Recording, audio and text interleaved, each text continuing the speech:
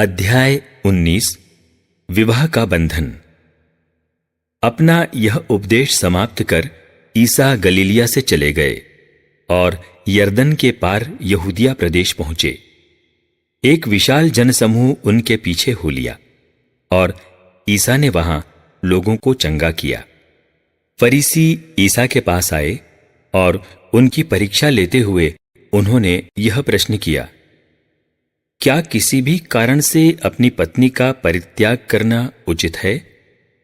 ईसा ने उत्तर दिया, क्या तुम लोगों ने यह नहीं पढ़ा कि सृष्टिकर्ता ने प्रारंभ ही से उन्हें नर नारी बनाया और कहा कि इस कारण पुरुष अपने माता पिता को छोड़ेगा और अपनी पत्नी के साथ रहेगा और वे दोनों एक शरीर हो जाएंगे। इस तरह अब वे दो नहीं बल्कि एक शरीर हैं। इसलिए जिसे ईश्वर ने जोड़ा है उसे मनुष्य अलग नहीं करे। उन्होंने ईसा से कहा, तब मूसा ने पत्नी का परित्याग करते समय त्यागपत्र देने का आदेश क्यों दिया? ईसा ने उत्तर दिया, मूसा ने तुम्हारे हृदय की कठोरता के कारण ही तुम्हें पत्नी का परित्याग करने की अनुमति दी, किंतु प्रारंभ से ऐसा नहीं था। मैं तुम लोगों से कहता हूं कि व्यभिचार के सिवा किसी अन्य कारण से जो अपनी पत्नी का परित्याग करता और किसी दूसरी स्त्री से विवाह करता है वह व्यभिचार करता है। कुंवारापन। शिष्यों ने ईसा से कहा, यदि पति और पत्नी का संबंध ऐसा है तो विवाह नहीं करना अच्छा ही है। ईसा ने उनसे कहा, सब यह बात नहीं समझते, केवल वे ही समझते हैं जिन्हें यह वरदान मिला है। क्योंकि कुछ लोग माता के गर्भ से नपुंसक उत्पन्न हुए हैं, कुछ लोगों को मनुष्यों ने नपुंसक बना दिया है और कुछ लोगों ने स्वर्ग राज्य के निमित्त अपने को नपुंसक बना दिया है। जो समझ सकता है वह समझ ले। बच्चों को आशीर्वाद। उस समय लोग ईसा के पास बच्चों को लाते थे जिससे वे उन पर हाथ रखकर प्रार्थना करें। शिष्य लोगों को डांटते थे, परंतु ईसा ने कहा, बच्चों को आने दो और उन्हें मेरे पास आने से मत रोको, क्योंकि स्वर्ग का राज्य उन जैसे लोगों का है। और वह बच्चों पर हाथ रखकर वहां से चले गए। धनी युवक। एक व्यक्ति ईसा के पास आकर बोला, गुरुवर, अनंत जीवन प्राप्त करने के लिए मैं कौन सा भला कार्य करूं? ईसा ने उत्तर दिया, भले के विषय में मुझसे क्यों पूछते हो? एक ही तो भला है। यदि तुम जीवन में प्रवेश करना चाहते हो तो आज्ञाओं का पालन करो।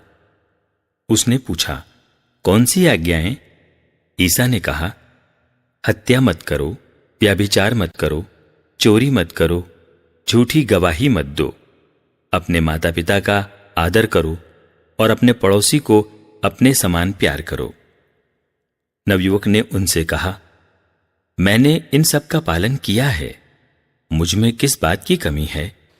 ईसा ने उसे उत्तर दिया, यदि तुम पूर्ण होना चाहते हो तो जाओ, अपनी सारी संपत्ति बेचकर गरीबों को दे दो और स्वर्ग में तुम्हारे लिए पूंजी रखी रहेगी। तब आकर मेरा अनुसरण करो।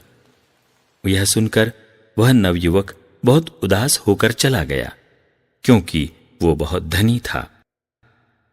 धन की जोखिम। तब ईसा ने अपने शिष्यों से कहा, मैं तुम लोगों से यह कहता हूं, धनी के लिए स्वर्ग के राज्य में प्रवेश करना कठिन होगा। मैं यह भी कहता हूं कि सुई के नाके से होकर ऊंट का निकलना अधिक सहज है, किंतु धनी का ईश्वर के राज्य में प्रवेश करना कठिन है। यह सुनकर शिष्य बहुत अधिक विस्मित हो गए और बोले, तो फिर कौन बच सकता है? उन्हें स्थिर दृष्टि से देखते हुए ईसा ने कहा, मनुष्यों के लिए तो यह असंभव है, ईश्वर के लिए सब कुछ संभव है। स्वैच्छिक निर्धनता।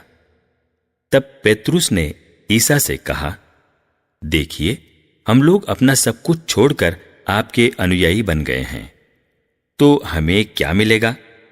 ईसा ने अपने शिष्यों से कहा, मैं तुम अपने अनुयायियों से यह कहता हूं, मानव पुत्र जब पुनरुत्थान में अपने महिमामय सिंहासन पर विराजमान होगा, तब तुम लोग भी 12 सिंहासनों पर बैठकर इस्राएल के 12 वंशों का न्याय करोगे।